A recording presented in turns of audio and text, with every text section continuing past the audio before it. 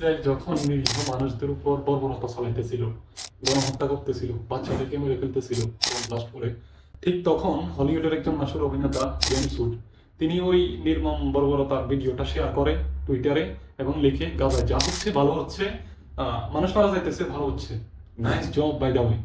আর এখন ক্যালিফোর্নিয়ার যে আগুন লাগছে দাবানলে, সে দাবানলে সে জেমস উডেরই ঘর বাড়ি সব ধ্বংস হয়ে গেছে, সব ক্র্যাশ হয়ে গেছে, তার বিশাল একটা ক্ষয়ক্ষতি হয়েছে।